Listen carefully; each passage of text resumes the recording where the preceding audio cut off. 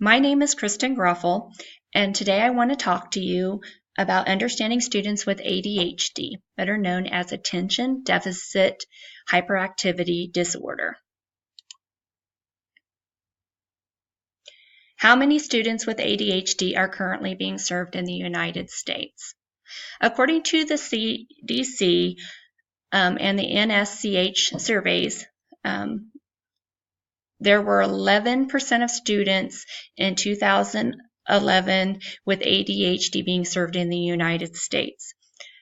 These surveys were conducted by different methods and includes children 4 to 17 years of age. It should be noted, though, that in 2016, the NCBDDD scientists found that there were 9.6% of children ages 2 to 17 diagnosed through using different survey methods, such as online and mail-based surveys instead of telephone surveying in past years. Due to this survey and age change, like I said, it went from 4 to 17 years of age to 2 to 17 years of age.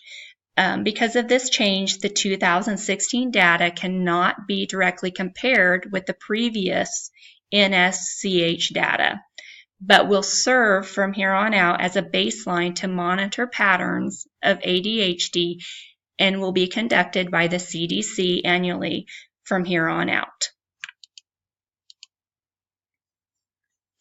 How has the number of students identified increased in recent years, and what are some of the reported reasons for the increase?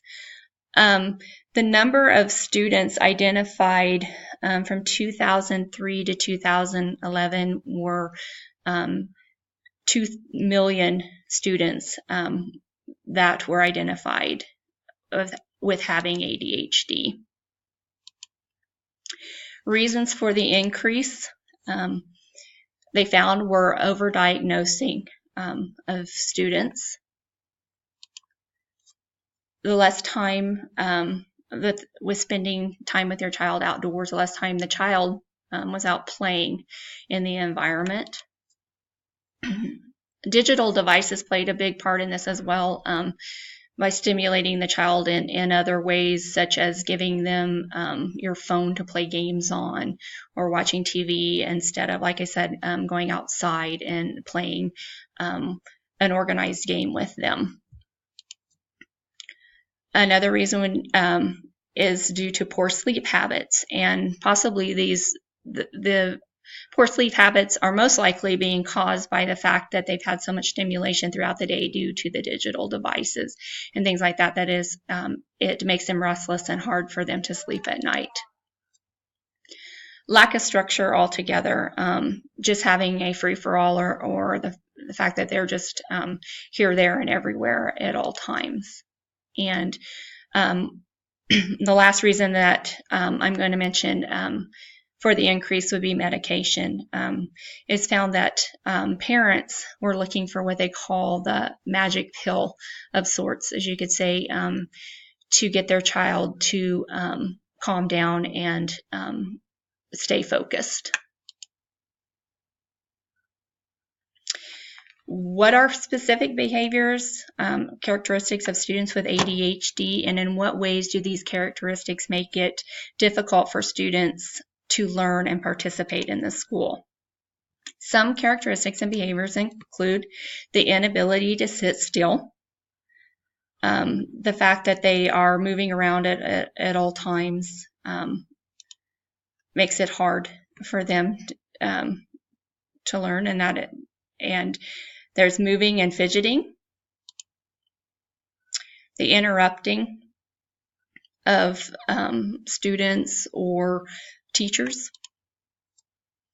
their lack of focus altogether. You'll find that they are, by messing with something, or you'll find them looking out the window and not wanting to pay attention to what it is that you are actually discussing. And then blurting out answers instead of waiting their turn.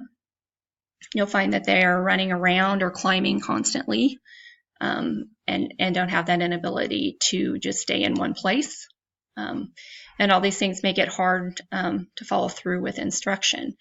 In a traditional classroom, all these things play a big part in that. The inability to sit still or the moving and the fidgeting can cause them to lose out on lectures where you're taking notes or describing instructions or things like that.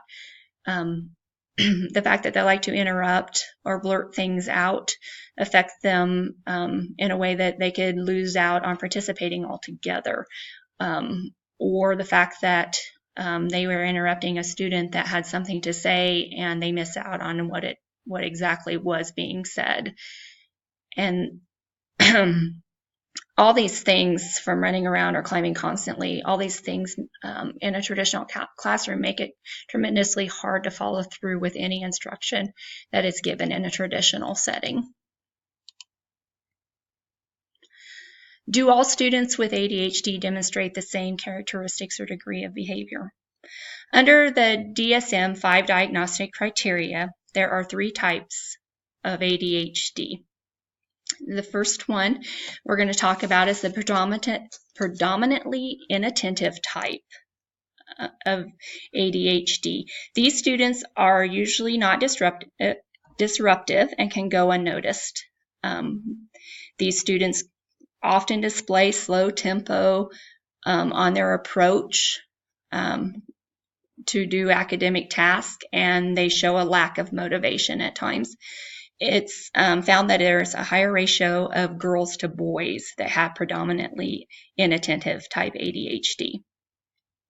The second one we're going to talk about is predominantly hyperactive type ADHD, which typically starts at preschool level, but then as they get older, you'll find it to be more of a combined type of ADHD, which I'll talk about here in just a minute. Typically, this student is often described as displaying fidgetiveness and being in constant motion. The third thing that we're going to talk about is the predominantly combined type of ADHD. It is the most common and has both inattention and hyperactivity impulsivity. These students display academic and social challenges and increased prevalence of internalizing and externalizing behaviors.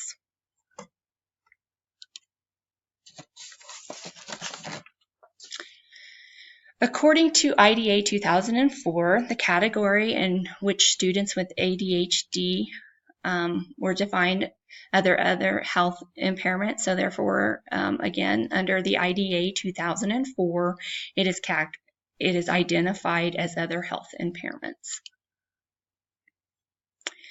We're going to talk about effective class-wide interventions. And the first side of that we're going to talk about is the academic interventions. In the classroom, you should give a smaller number of instructions or directions, like a minimal number of directions or steps. And you should look at the form of directions, written directions or steps. You have written directions or steps or visual models of directions. And on the written side of assignments, limit the amount of work. You can cover up part of the work on a page, allow extra time for completing tasks, provide breaks, allow computer to type or to use speech-to-text software, and above all, reduce the length of the written assignments altogether. For our organizations, have the students use a planner or an assignment notebook. It's important to check it regularly. You can have color-coded folders to help students see what they are looking for. Use homework partners to help them